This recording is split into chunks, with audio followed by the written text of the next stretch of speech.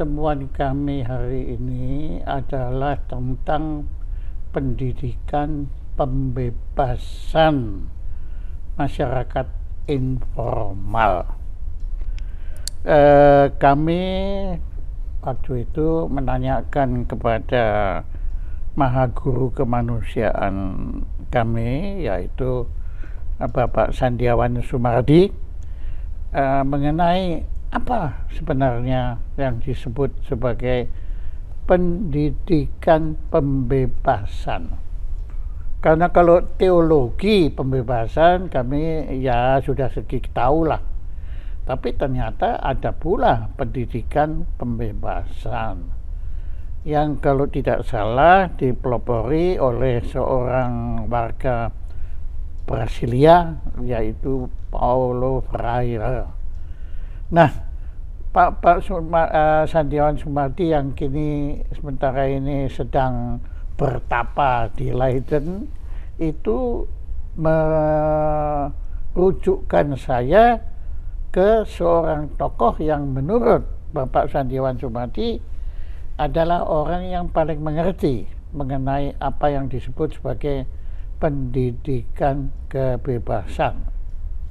Karena tokoh ini kebetulan kalau dalam bahasa Jawanya itu atau bahasa Latin Jawa itu yang ngelakoni, yang melakukan, yang mengalami, yang mewujudkan teori-teori ini menjadi kenyataan, yaitu Bapak Suryanto yang ada di sebelah saya ini. Topinya juga kayak Pak Sandiawan Sumardi. Ya. Nah, Pak Suryanto, Anda perkenalkan saya itu, minimal catatan saya itu nama Anda itu Suryanto BD. Ya saya tak ingat apa artinya BD gitu. Aduh, ternyata tadi barusan beliau menjelaskan mungkin itu Bukit Duri. Ya, karena kalau bicara Bukit Duri, ya itu merupakan satu bab baru pada kehidupan saya, yaitu saya baru tahu pada waktu itu makna kemanusiaan yang sebenarnya itu hadir di Bukit Duri sebelum digusur pada tanggal 28 September 2016. Ya, Bapak hadir juga pasti. Saya di sana sudah. Di sana.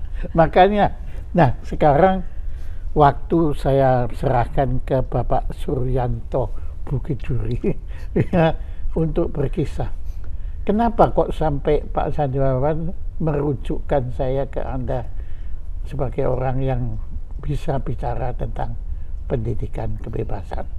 Mungkin riwayat pertama, bagaimana Anda kok bisa kenal tokoh kemanusiaan Indonesia, yaitu Bapak dulu Romo Sandiawan. Dulu ya.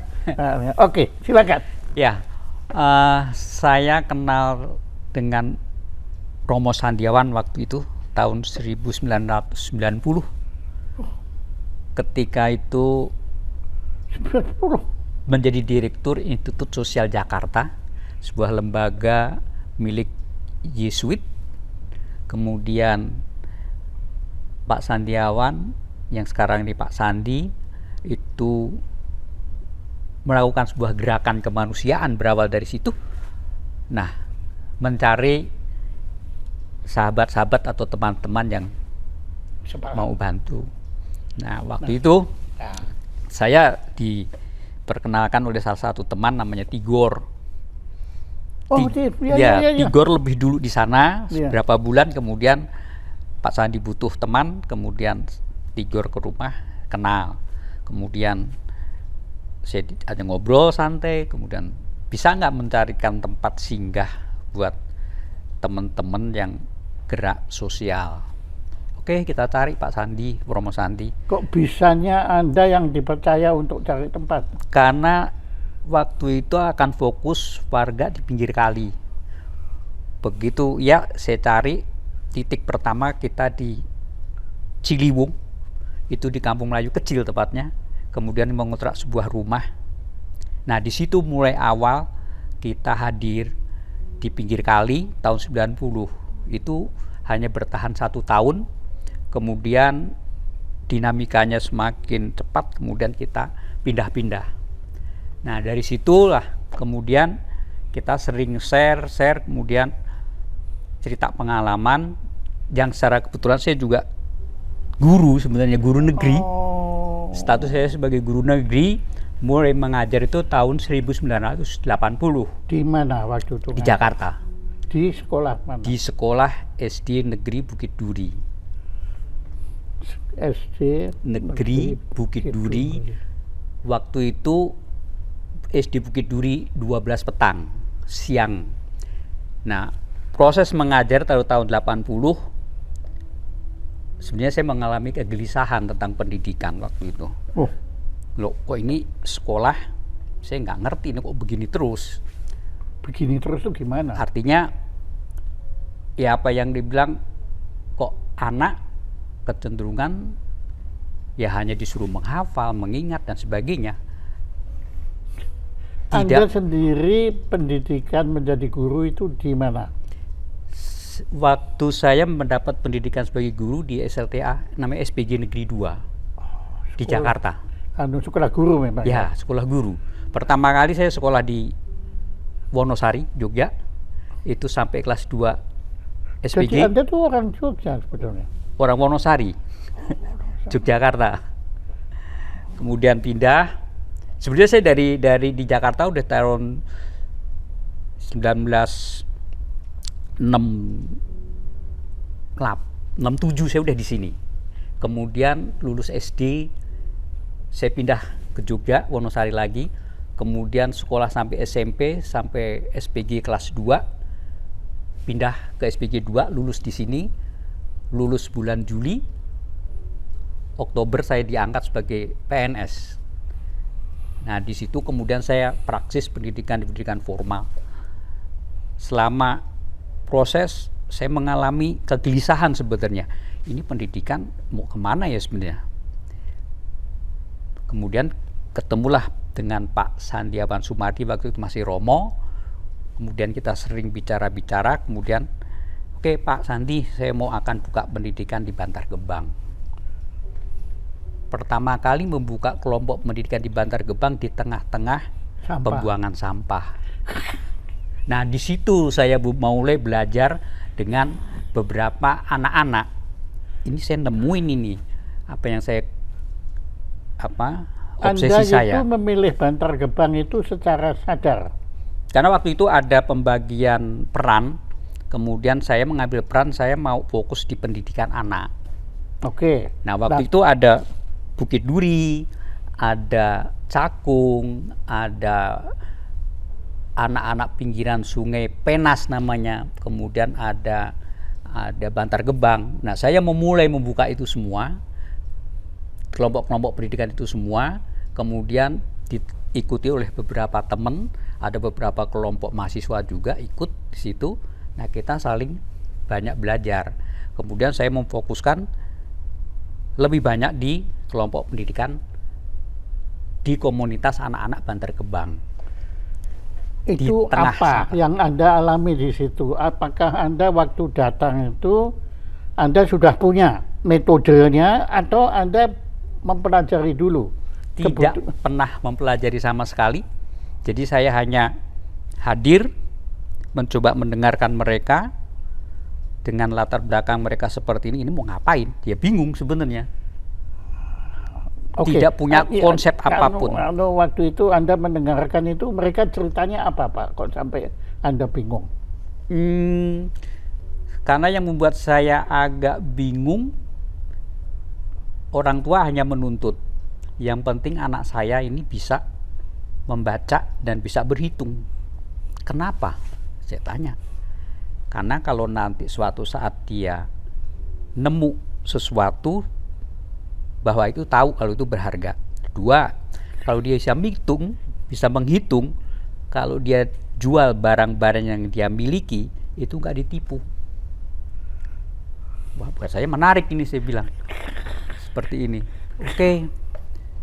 Kalau gitu, ya kita belajar.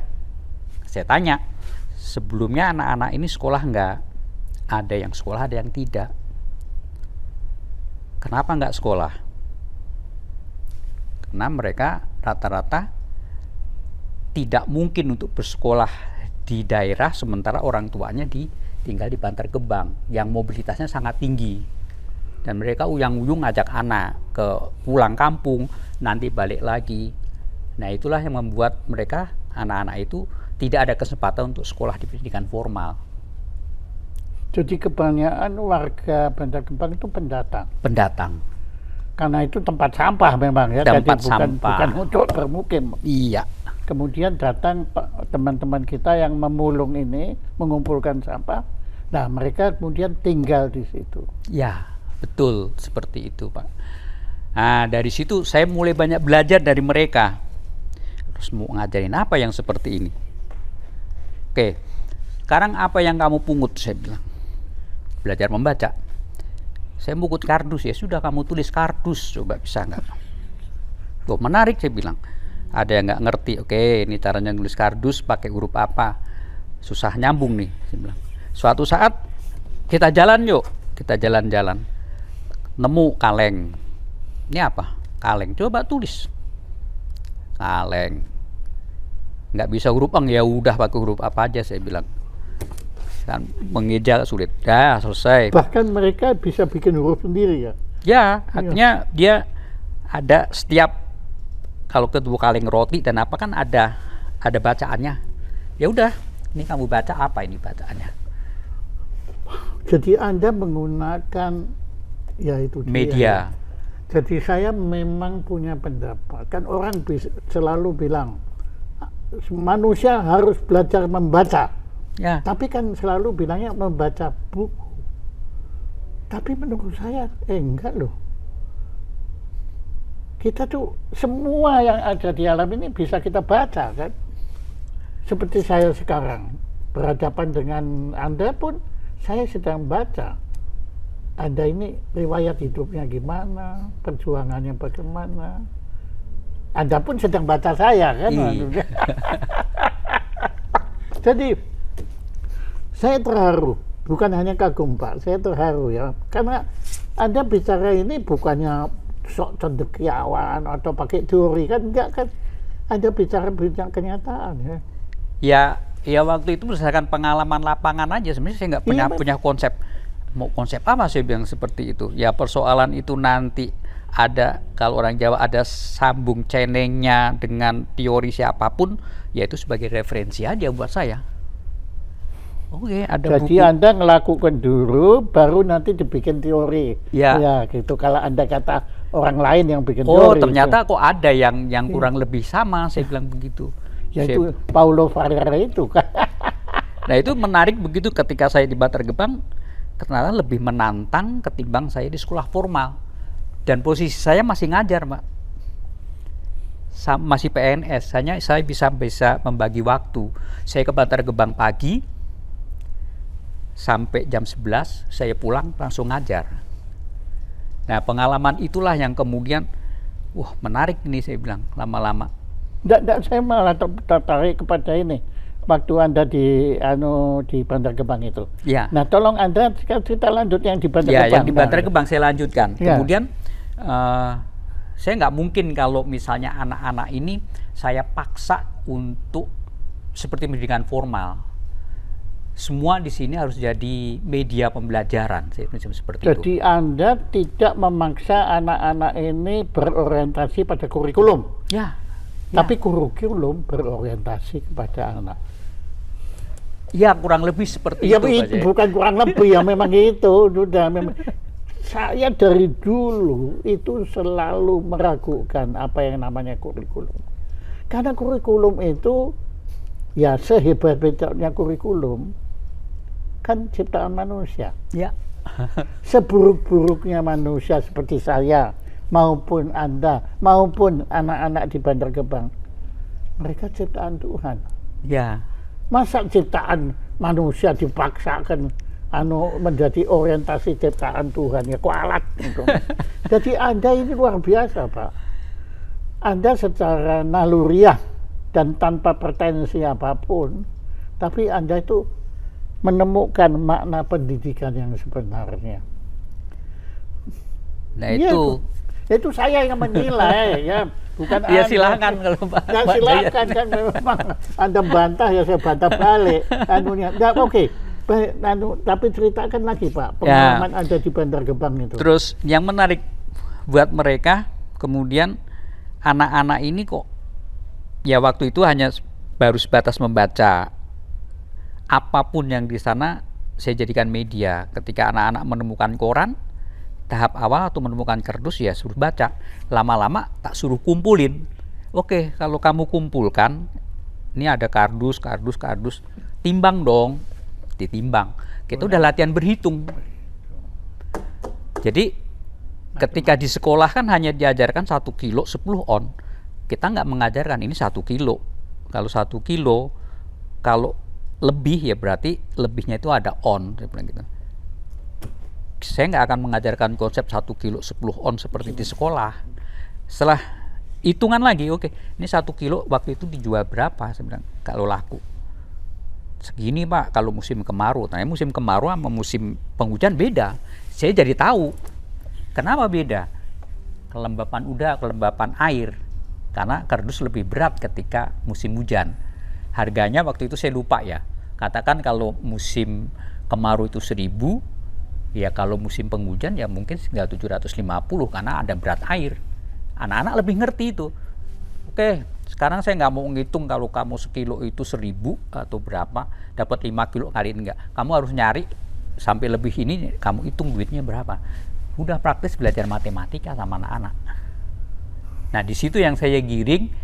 Jadi kalau ditanya belajar matematikanya ya sudah langsung aja praksis. Saya bilang kita cari kardus, kiloin, dapat berapa. Kita kumpulin. Kita dapat kardus, ada bacaannya, kita buat baca. Ada tulisannya setiap kardus, entah mie instan atau apa. Dari situ kita belajar. Nah, lama-lama dia bisa merangkum kata dengan kata, ya udah jadiin kalimat, selesai. Misalnya, waktu itu saya ambil contoh, kardus, tulis, tak sobek, tulis, kardus sobek. Oh, jadi nyobek punya ada ya, harus ditulis, saya bilang gitu.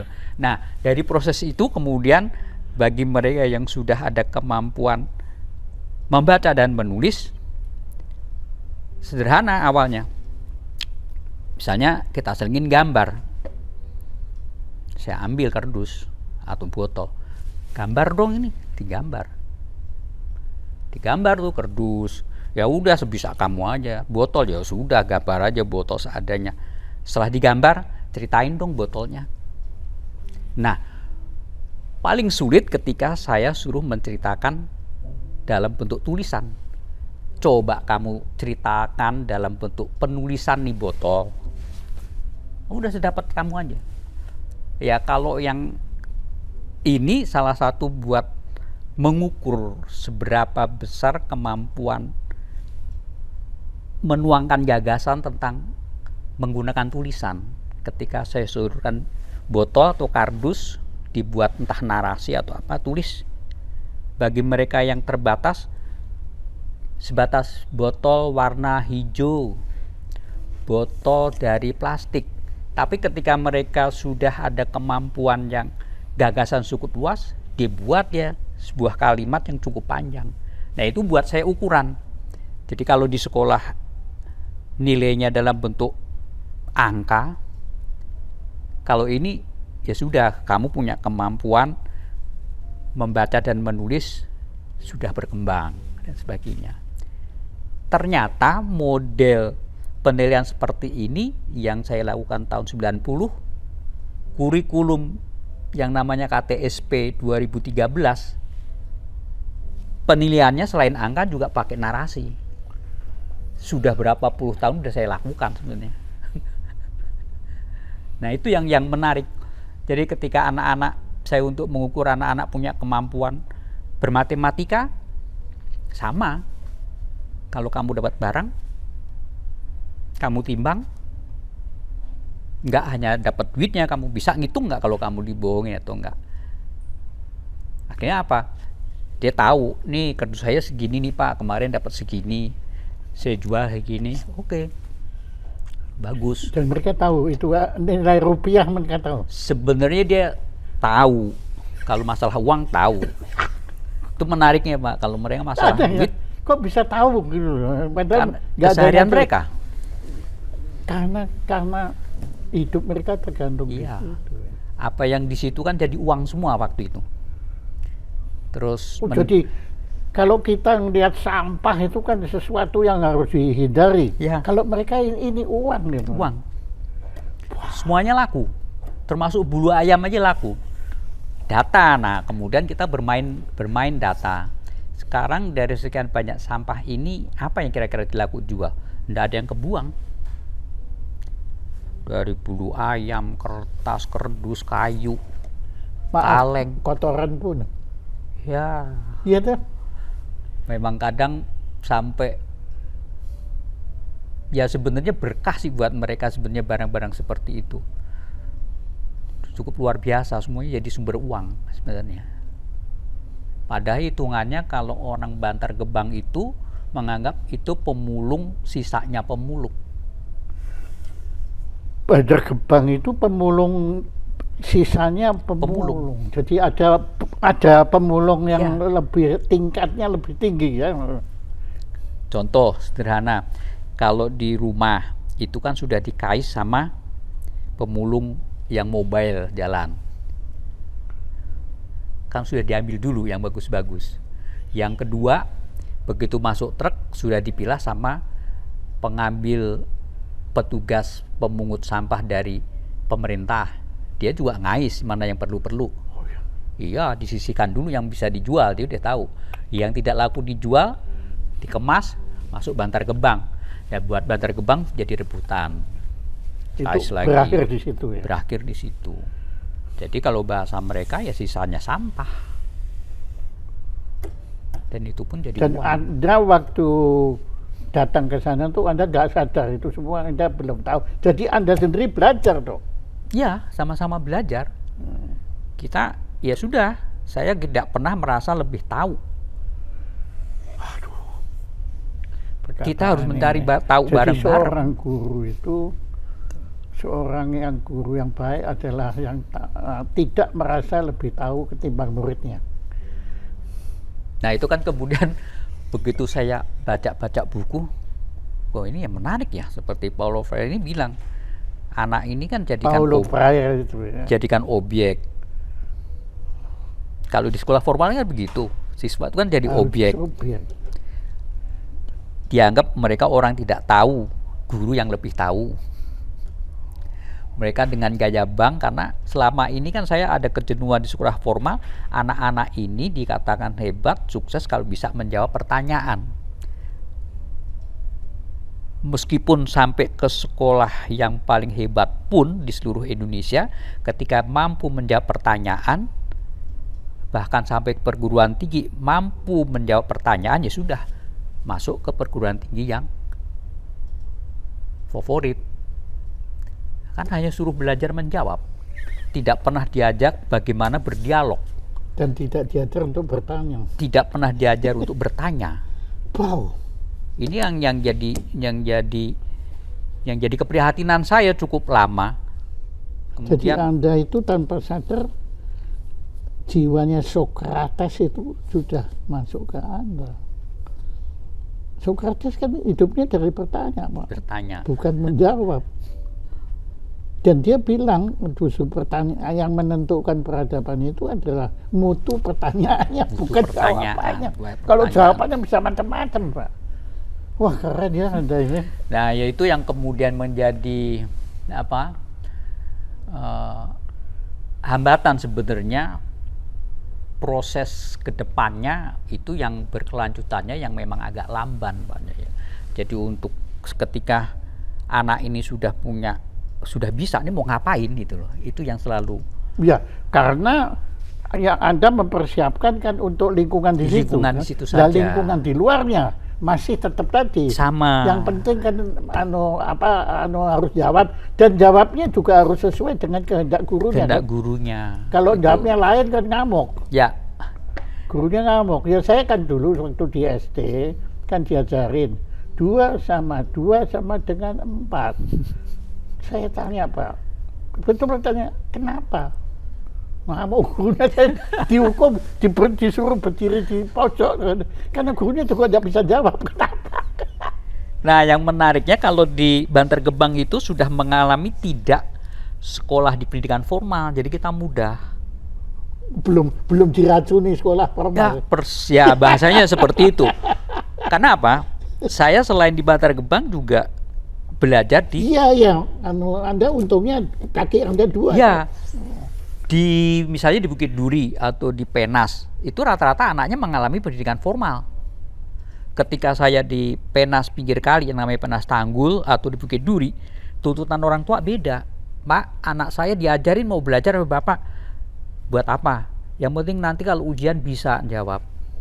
Beda tujuannya kan.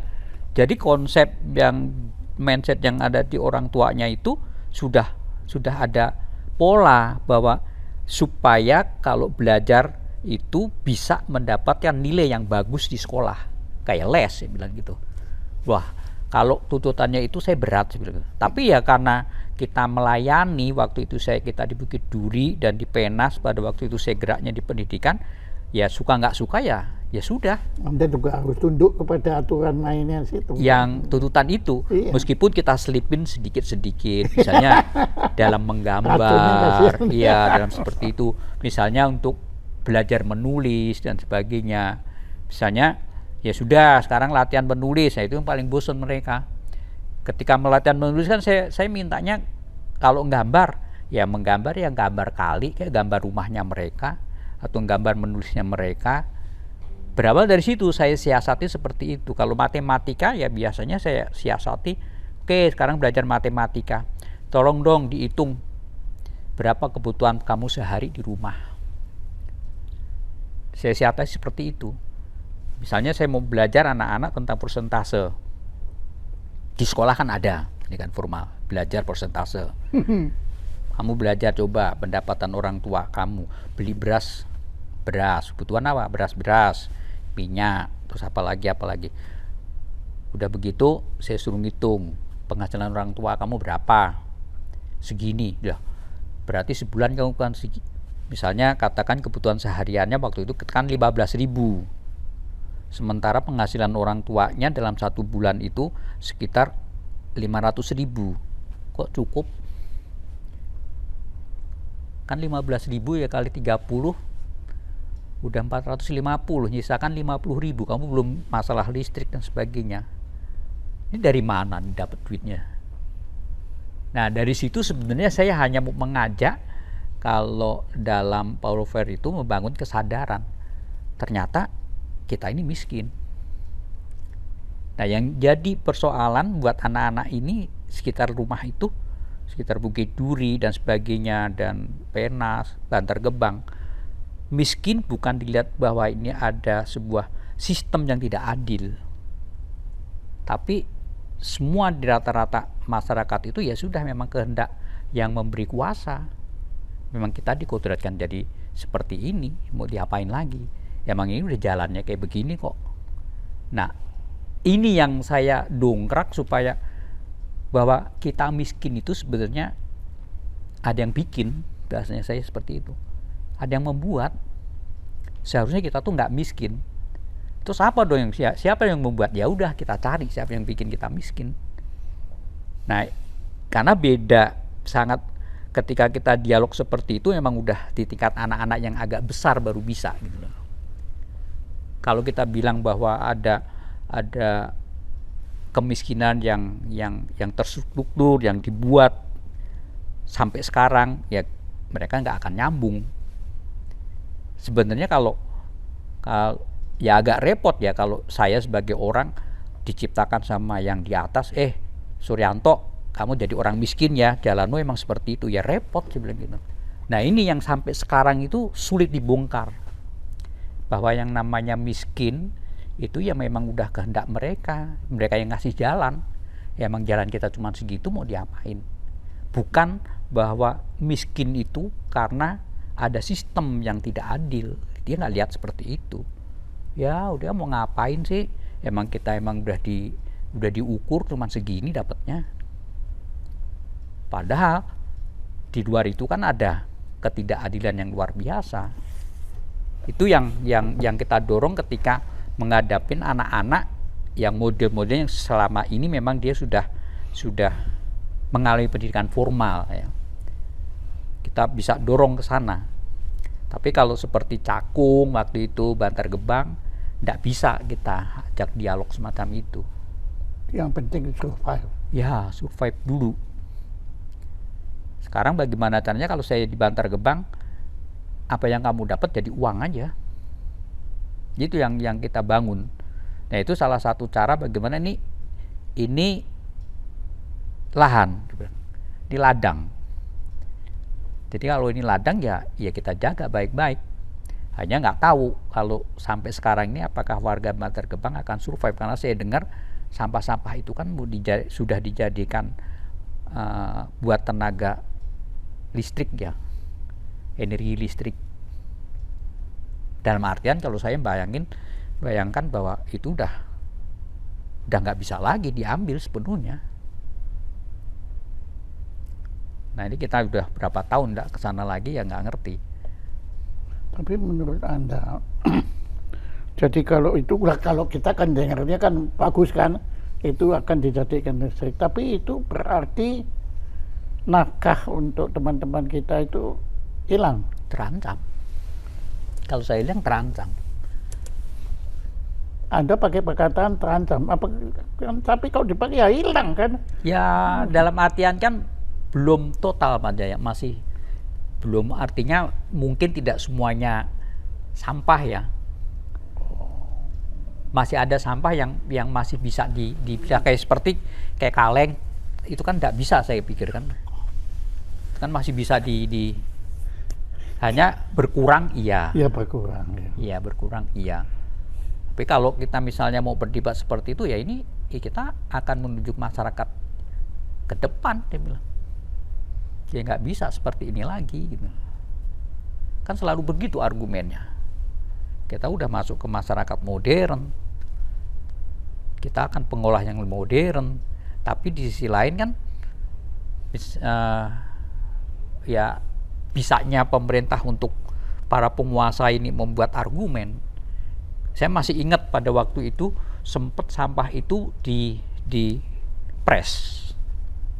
Jadi begitu datang dari Jakarta udah ada truk-truk pres-presan, dimasukkan di suatu alat, kemudian dipres, yang rencananya pres-presan itu dapat digunakan untuk bikin tanggul, bikin apa seperti itu. Ya rame waktu itu.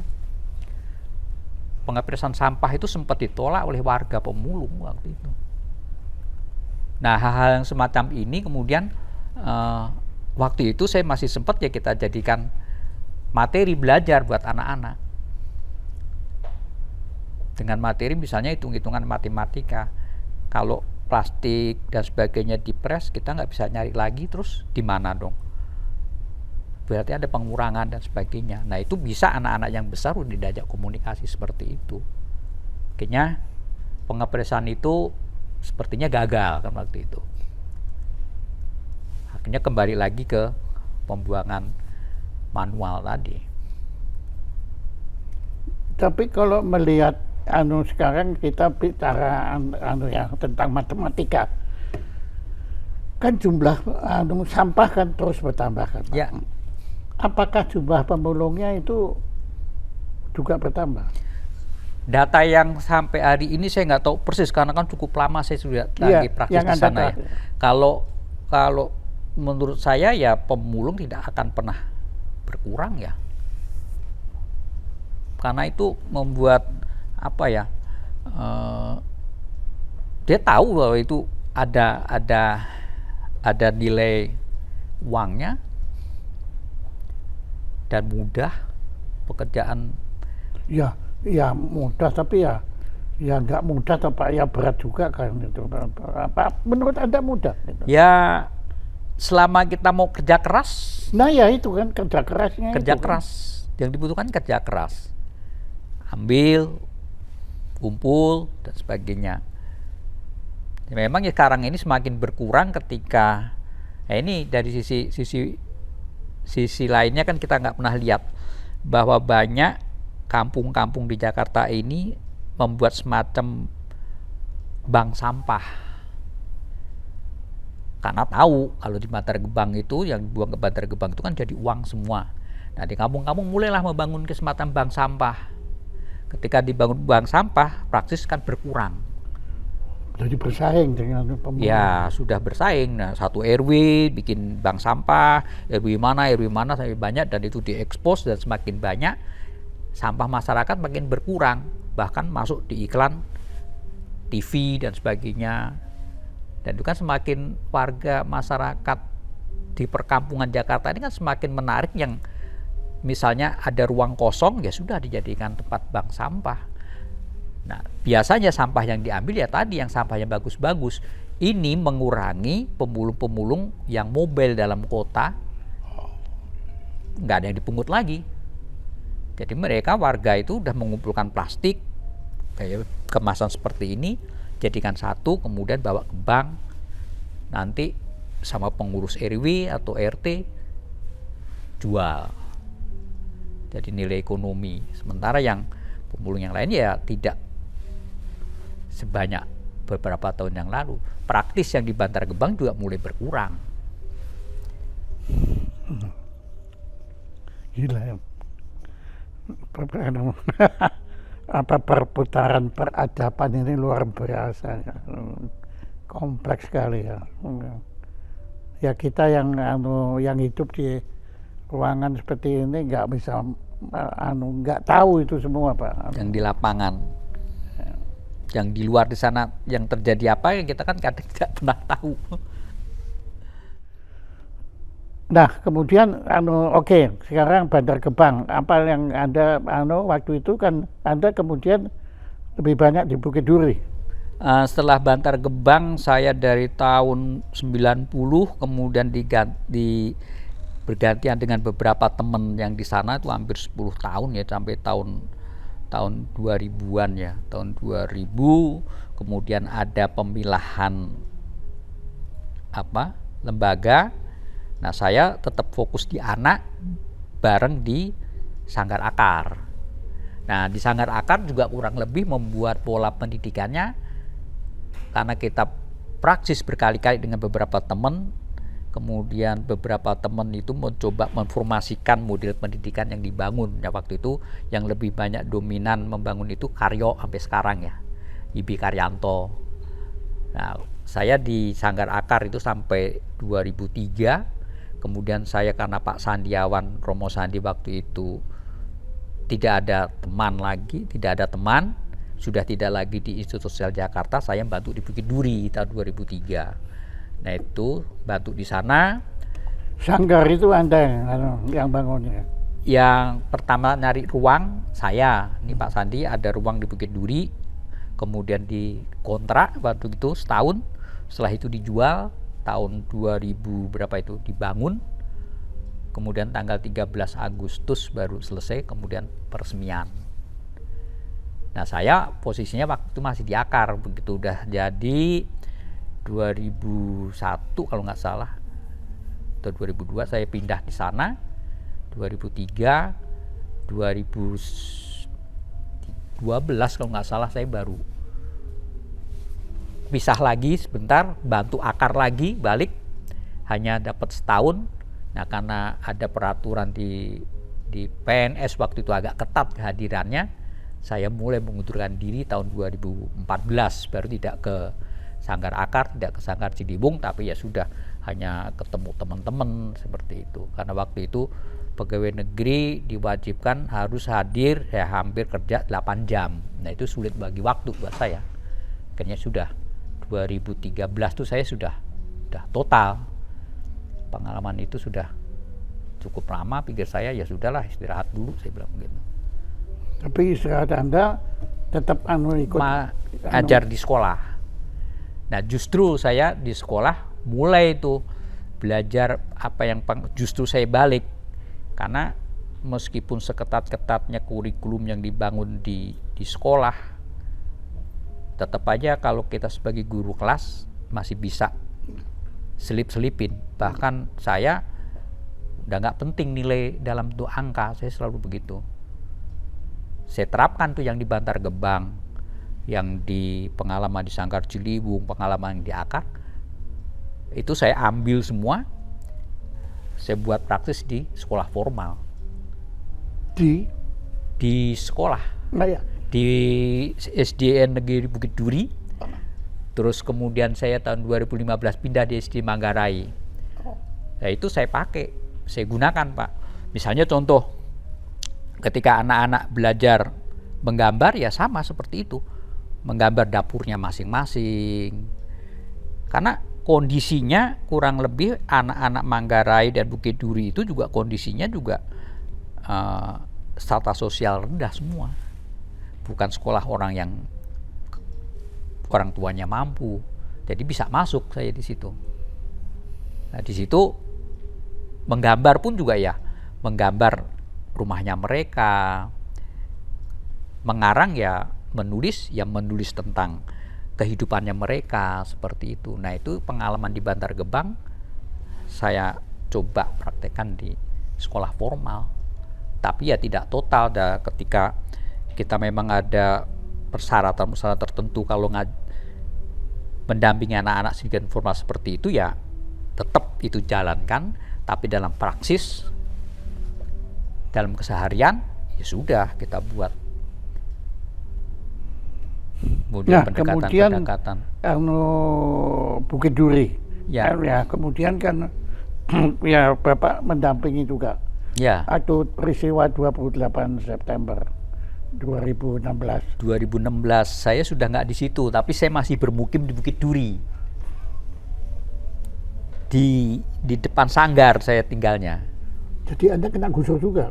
Enggak, saya kan ngontrak di rumah, ada rumah petak di depan Sanggar, tidak jauh dari situ. Tapi Sanggarnya digusur kan? Depannya digusur, tapi seberangnya kan tidak, sebelahnya. Itu kan ada sungai, Sanggar, terus ada rumah. Nah, di situ pas jadi depan mata.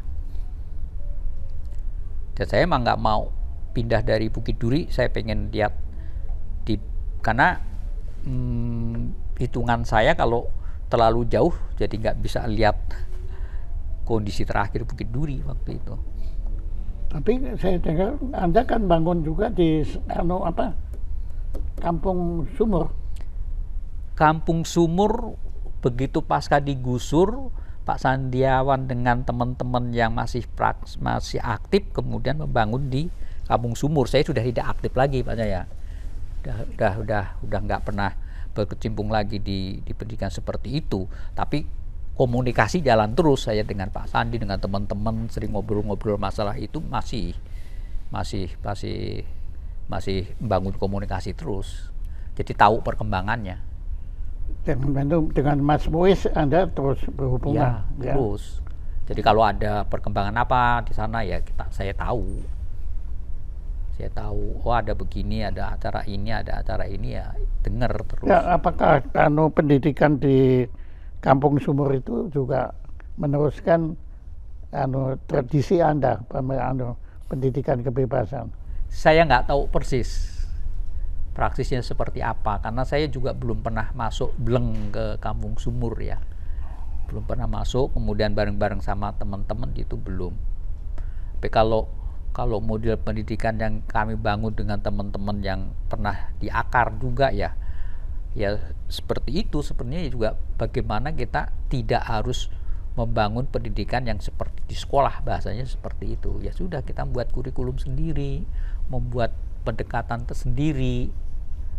Ya, itu namanya pendidikan.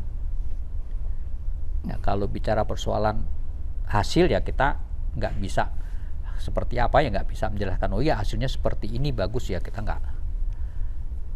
Karena itu bagian dari keseluruhan. Nggak pernah menghitung itu sebenarnya. Ya. Tetap sebuah proses. Ya. Nah, kemudian kenapa kok Pak Sandi waktu saya bilang saya ingin belajar tentang pendidikan kebebasan, kok dia menyebut Anda? Mungkin pernah dari tahun 90 saya pernah kerja bareng. Dan saya memang fokusnya dari bergabung dengan Romo Sandi dan sekarang Pak Sandi ini dari tahun 90 saya fokusnya di pendidikan anak. Dari tahun 90 sampai 2013. Selalu dibaginya selalu mendapat, saya selalu milih pendampingan anak-anak, pendidikan anak-anak. Ya, terima kasih Pak Suryanto. Ya, Suryanto BD, mungkin ya. Jadi saya betul-betul terkesima ya waktu mendengarkan semua, karena betulnya saya di Jerman juga menempuh pendidikan pedagogik. Pedagogik. Ya, tapi itu saya merasa loh kok aneh ya, kok kurikulum itu kok dipaksakan untuk ditepati semua anak, padahal kan beda semua. Ya, kalau saya melihatnya kan anak itu menerima pendidikan itu kan personal. Iya. Tidak bisa kalau bahasa Jawanya nggak bisa digebiah uyah. Iya, bukan massal kan, iya. Bukan produk massal, bukan robot kan. Iya. Maka di sekolah sederhana yang saya ini memang saya bagi, ada yang pakai kurikulum, tapi kalau anaknya betul-betul berbakat, saya ambil. Kemudian pendidikannya nggak ada metode. Metodenya saya sesuaikan dengan kemampuan dan kebutuhan dan bakat anak ini. Ya. Apa di situ? Ya. Dan pendidikannya 1 lawan 1. Bukannya kalau kelas kan 1 lawan ya. Bukan 4, klasikal ya. Iya. Padahal Jean-Jacques Ross itu juga bapaknya pendidikan itu dia juga nggak setuju pendidikan massal. Dia bilang pendidikan yang paling baik itu magang. Ya. Iya tuh situ. Ya. Kalau mengalami personal gitu Pak, pernah kami ada beberapa anak waktu itu dia bisa bawa mobil, tapi tidak bisa baca. Saya ngajarin, ya udah nama jalan, belok kiri, belok kanan, jalan tulis jalan Sisingamangaraja. Ya, akhirnya dia ngapal jalan Diponegoro. Mama dia tahu. Blank, benar-benar tidak bisa membaca sama sekali. Bawa mobil sudah kemana-mana. Ya, ketika sudah bisa membaca, ya sebatas nama jalan. Tapi uang bisa? Kalau uang nggak usah dibaca. Nah, yang kok aneh bagi semua angka. Menarik ya, itu. Angka juga bahasa ya, kan Pak. Itu abjad kan, aksara kan abjad ya maksudnya. Bahkan saya pernah ekstrim sama anak-anak, waktu itu kan juga ada anak-anak jalanan, saya juga ngajari secara personal ya. Sulit ya, karena anak-anak ini sering bahasanya juga vulgar. Apa yang keluar, apa yang diucap, ya sudah. Bahasa-bahasa jorok ya pertama saya ajari. Ya udah tulis aja bahasa jorok, tulis. Oh ini penulisnya, iya udah tahu kan. Ya lama-lama ya udah ngerti. Waktu itu ada beberapa anak yang nggak bisa baca. Kalau bicara ya selalu yang jorok, coba kamu tulis bahasa joroknya kamu. Lama-lama ya bisa baca dan nulis. Jadi betul yang Pak Jaya bahwa pendidikan itu personal, ya sesuai dengan kompetensi mereka, bakat mereka, minatnya mereka, maunya seperti apa, itu harusnya yang digiring. Hanya kan kalau di pendidikan formal itu kan yang seharusnya yang kalau harapannya itu mengembangkan kompetensi anak dan anak bisa mandiri dan sebagainya seperti itu. Seharusnya kan seperti itu, tapi praksisnya kan tidak menumbuh dan mengembangkan bakat dan potensi anak. Tidak terjadi itu di sekolah formal. Yang ada ya sudah, yang penting saya punya pengetahuan, kamu pelajari, saya uji, kamu bisa lulus. Ketika kamu nanti melanjutkan di sekolah berikutnya, ya kurang lebih sama bahan materinya yang diujikan, ya kamu bisa jadi orang hebat. Kamu tergolong murid yang hebat. Tapi tidak pernah, kalau buat saya, orang yang hebat itu guru yang hebat itu ketika bisa tahu potensi dan bakat anak dan bisa mengembangkan. Itu guru yang hebat. Dan anak sadar bahwa, oh iya, saya punya potensi. Iya, saya dikembangkan potensi saya. Nah, disitulah sebenarnya kalau kita mau belajar pendidikan, ya kebebasan ya di situ itu sebenarnya. Iya. Dan bahkan ya ada peribahasa yang menyatakan guru yang baik adalah yang bisa membuat murid yang lebih baik dari dirinya. Kalau cuma ngulang kan berkurang, Pak. Ya, tapi kan kalau harus lebih. Wah. Ya, jadi saya melihat apa yang dianggap sebagai seharusnya itu pada diri Anda sudah menjadi kenyataan itu loh. Dan Anda hebatnya juga Anda punya kaki bukan hanya di yang seharusnya, tapi pada kenyataan Anda juga ada kan. Ya. Sekolah-sekolah itu jadi Anda tahu benar gitu. Iya, di sekolah formal ya sulit, Pak, kalau kita mau mengadakan sekolah formal. Kayak saya ini kan ngalamin beberapa kurikulum ya. Ketika kita mau belajar lebih berkembang ya saya udah ngalami kurikulum, kalau nggak salah kurikulum 76 ya sama. Kemudian berangkat lagi ke kurikulum 84, modelnya ya sama. Dari kurikulum 84 naik ke kurikulum CBSA kalau nggak salah, itu yang nggak salah ya. Tahun 90-an ada perubahan lagi. Tahun 2004 ada kurikulum baru lagi yang CBSA. Masuk lagi 2013, kurikulum 2013. Sekarang kurikulum Merdeka saya udah nggak ngableng, udah nggak tahu lagi. Ini sebenarnya kurikulum ini sangat syarat dengan kepentingan kekuasaan. Iya. Kalau saya lihat kurikulum 47 itu jelas bahwa akan mengganti kurikulum dibangun Belanda. Kemudian kurikulum benar-benar kan ini belum terbangun. Kemudian tahun 50-an baru terbangun kalau sejarahnya. 68, kemudian itu ada kurikulum baru lagi untuk menghilangkan kurikulum Orde Lama. Iya kan waktu itu 68. Politis ya. Ya lebih politis. Yeah. Kurikulum 47, kurikulum 68 itu lebih politis. Menghilangkan bagaimana yang dibangun pada Orde Lama. Diperbarui kurikulum 76. Nah, saya kan kebagian di kurikulum 76. Sementara guru-guru yang seangkatan saya ya kurang lebih juga sama pengalamannya ngalamin kurikulum seperti itu.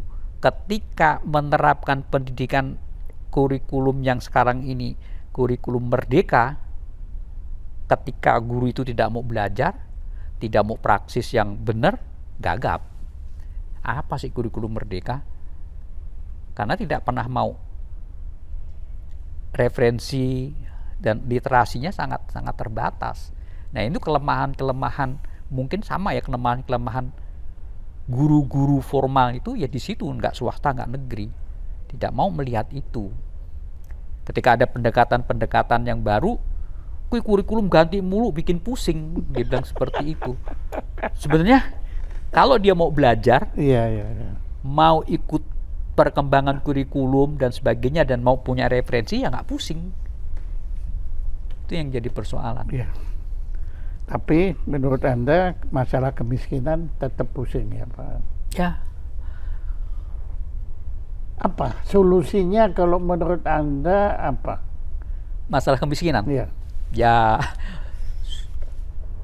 harus belajar ini ya, kalau saya melihatnya kalau masalah kemiskinan seperti ini, saya juga bukan ahlinya, tidak ngerti.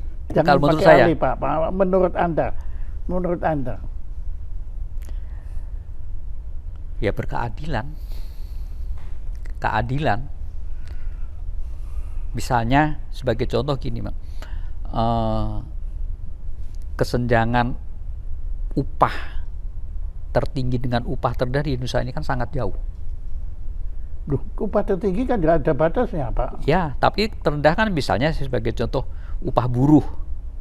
Nah ya, itu kan dibatasi terus. Ya, ini yang tidak seimbang. Ketika ini diangkat, ini diturun, mungkin beda. Salah satunya itu salah satunya ya. Okay. Kemudian salah duanya kalau kita bicara pendidikan, anggaran pendidikan kita ini kan per tahunnya kurang lebih 602 triliun, 1/5 dari anggaran Indonesia yang kurang lebih 3.000 triliun. Sebenarnya kalau kita mau memotong katakan kemiskinan yang bisa ya dari hulu ya, karena pembangunan dari hulu, kenapa tidak untuk membangun lembaga-lembaga pendidikan tingkat kabupaten yang terpencil, jadi mereka bisa mengenyam pendidikan tinggi di masing-masing kabupaten. Nah, ini yang jadi persoalan kan, masyarakat atau warga negara Indonesia yang berada di kabupaten atau di tingkat hulu, kalau saya lihat tidak mengenyam pendidikan yang baik. Bahkan belum bicara pendidikan yang baik, mengenyam pendidikan aja tidak di perguruan tinggi, karena sekarang tahapnya harusnya yang di-push itu pendidikan tinggi. Kalau kemarin itu wajib belajar 9 tahun sampai SLTA, harusnya sekarang udah mulai ditingkatkan. 602 triliun itu cukup banyak saya kira.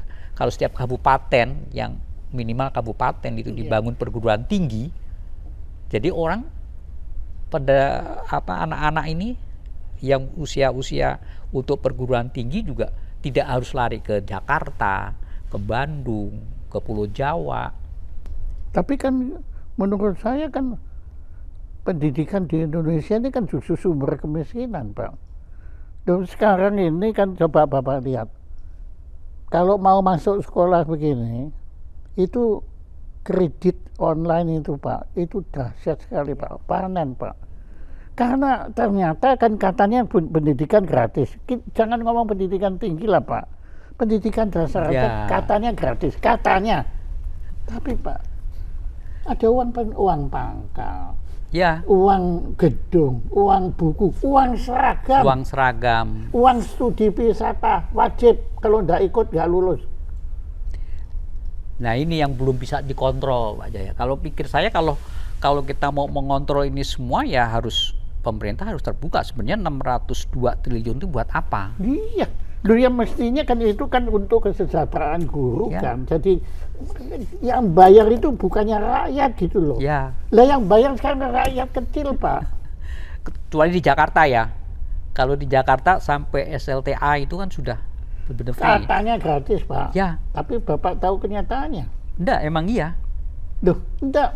Memang iya toh? Iya. Lah ya, tapi mereka kemudian uang bukunya. Kalau setahu saya Pak Jaya, kalau di Jakarta ini cukup bagus untuk penganggaran pendidikan karena dia ada 2 sumber. Hanya di Jakarta ya. Ada setiap siswa itu ada bagian dari kompensasi minyak itu yang BOS namanya. Kemudian ada biaya BOP namanya, biaya operasional pendidikan. Itu lebih besar ketimbang BOS. Kalau anak sekolah di tingkat SLTA kejuruan itu lebih besar. Dan itu semua sekolah negeri dapat. Hanya yang saya sayangkan ini belum menyentuh sekolah swasta. Oh, kalau swasta saya nggak ngomong Pak. Ya itu mereka kan industri. Mereka industri. Sekarang saya ngomong sekolah negeri Pak.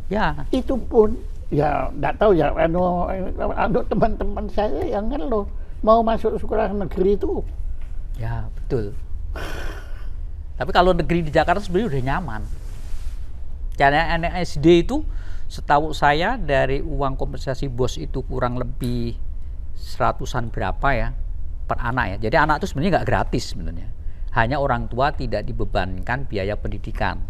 Pemerintah yang menanggung. Kemudian dari biaya operasional pendidikan namanya BOP itu sekitar 200. Jadi per gundul sekolah di Jakarta SD itu rata-rata ya hampir 300-an ribu. Nah, apakah itu betul-betul dibagikan secara adil? Tadi yang Bapak bilang. Itu biasanya hanya untuk kegiatan admin, listrik dan sebagainya. Nah ini teman-teman saya yang sampai kredit-kreditan ini loh Pak, itu gimana tuh? Duh Pak, sekolah taman kanak-kanak aja, jangan ngomong swasta Pak. Ngomong yang anu aja tuh, aduh. Ya emang faktanya akhirnya seperti ini. Saya juga nggak paham sebenarnya. Kalau untuk SD, SMP, SMP negeri memang harusnya sudah tercover. Harusnya tercover, kalau tidak ada lagi. Pada kenyataannya enggak Pak. Jangan bilang sekolah yang di Bogor Bekasi ya. Kalau di Bogor Bekasi, kota-kota penyangga ini kan tidak ada BOP. biaya operasional pendidikan tidak ada, Pak. Oh, ya, yang ada hanya Jakarta. Nah, ya, nah, itu lagi ya, makanya ya, anunya ya, yang kalau yang di Papua. Ya, harusnya kan kalau saya melihat sekolah itu harusnya dibangunnya kan dari hulu itu ya dari pedalaman dulu. Kalau misalnya negara ini mau serius untuk paling tidak kualitas pendidikannya itu dari ada pemerataan kualitas ya, itu yang dibangun dari hulu. Kalau misalnya seorang guru yang mengajar semakin masuk ke daerah pedalaman, harusnya diberikan reward atau kesejahteraan semakin tinggi. Iya, semakin betul. Dia masuk ke kota, tidak perlu lagi. Ini kan kebalik. Di Jakarta ini, Pak, tunjangan kinerja guru itu paling cukup besar. Kalau nggak salah ada 3 provinsi yang cukup besar. Jakarta, kalau nggak salah ya, Riau, sama Kalimantan, yang Bontang itu mana? Kalimantan Timur ya? Iya, Bontang. Ya. Setahu saya Jakarta tuh guru SD negeri ya, itu dapat tunjangan kinerja itu kalau dia PNS itu minimal 8 juta. Itu di luar gaji. Kemudian untuk golongan 8 juta per guru. Itu nanti ditambah gaji kurang lebih 4 sampai 5 juta. Jadi ini untuk kesejahteraan guru bagus kan? Ya. Tapi rakyatnya. Nah, ini yang jadi persoalan, rakyatnya tidak. Artinya saya mau mengatakan sebenarnya guru di Jakarta yang PNS, karena udah nggak ada guru honor sekarang di Jakarta itu. Di negeri udah nggak ada. Kalau dia bilang masih kekurangan ya bohong gitu loh. Kalau dia nggak bisa ngajar murid sampai tidak bisa cerdas, ngapain? 8 juta bagus apa? Itu untuk guru, Pak. Kepala sekolah ada tambahan lagi. Tambah lagi kalau pengawas. Nah, kalau gitu ya nggak heran kalau guru-guru dari desa mau urbanisasi semua ke sini. Nah, harusnya kan dibalik. Iya. Yang di pedalaman harusnya lebih tinggi. Jadi semua ke sana. Jadi semua orang-orang guru-guru berkualitas dia lari ke daerah semua. Iya. Nah, ini yang tidak terjadi. Saya nggak ngerti apa 602 triliun. Beda ya, Pak. Jadi bukan nasional ya, Pak? Daerah, Pemda. Guru di Bekasi dengan Kabupaten Bekasi dengan Kota Madya Bekasi kinerjanya beda. Mengajar di Kodya Bogor dengan Kabupaten Bogor beda. Lebih besar kesejahteraannya, kinerjanya Kabupaten Bogor. Kalau di Jakarta semua sama. Iya, ya gini Pak, karena kan saya kalau ngomong gitu kan ya kok Indonesia kok, karena saya kan lama di Jerman. Itu kan di sana gratis, Pak. Sampai S3 pun gratis. Ya, cuma begini. Saya Jerman kan kaya. Waduh, saya pikir Indonesia kan kaya juga, Pak. Ya, cuma akhirnya saya datang kemudian saya ambil contoh Brunei, Uni Arab, Emirat Arab, Oman, itu gratis juga. Ya. Nah itu kan kaya. Nah oke. Nah tapi kemarin saya ke Kuba. Kuba nggak kaya loh, Pak. Iya, di sana gratis lebih awal. Bukan hanya pendidikan, kesehatan. BPJS nggak ada, Pak. Ya. BPJS nggak ada. Iuran itu nggak ada. Mereka gratis. Ya, tapi kalau saya sebagai orang asing ke sana bayar. Ya itu harus kan. Nah celakanya saya waktu di Jerman saya gratis juga orang asing. Ya ampun Pak, nah waktu saya pulang, aduh, kok di sini? Nah itu yang saya sedih itu Pak, itu studi wisata itu wajib ikut tapi wajib bayar Pak. Duh Pak, kalau istilah wajib belajar 9 tahun. Kalau itu diikuti wajib bayar ya omong kosong Pak. Yang wajib belajar 9 tahun biayai pemerintah semua. Seharusnya. Nah iya. Seharusnya seperti itu Pak. Jadi semuanya itu bahkan sekolah di gratis itu kan belum bisa menyentuh swasta. Kayak SD swasta di Jakarta yang enggak Pak sudah. Kalau swasta Pak ini Bapak tahu PAUD ya. Kan? Ini ada PAUD tarifnya, uang pangkalnya loh 14 juta. PAUD. PAUD. Itu yang di tengah kota itu Pak biasanya. Iya, iya. Tapi gila kan Pak. Tapi ya sudah, itu kan yang kuat bayar ya sudah kan. Tapi lah yang nggak kuat bayar ya nggak, iya Pak, 14 juta. UMR berapa, 5 juta. Habis kan utang. Utang, betul. Ya memang idealnya kalau saya dengan anggaran 602 triliun seharusnya bisa menggratiskan semua orang.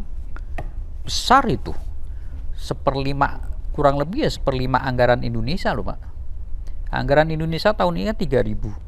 Sementara pendidikan 602, berapa triliun. Itu setahun itu. Penelitian juga, saya juga nggak pernah dengar penelitian. Pengembangan pendidikan, bangun infrastruktur juga mana yang dibangun. Mendirikan perguruan tinggi misalnya juga mana. Coba kalau itu dipakai. Perguruan tinggi kan nggak ada yang gratis. Iya, nggak ada. Semuanya bayar. Seharusnya uang segitu bisa untuk mengangkat sampai ke perguruan tinggi gratis seharusnya.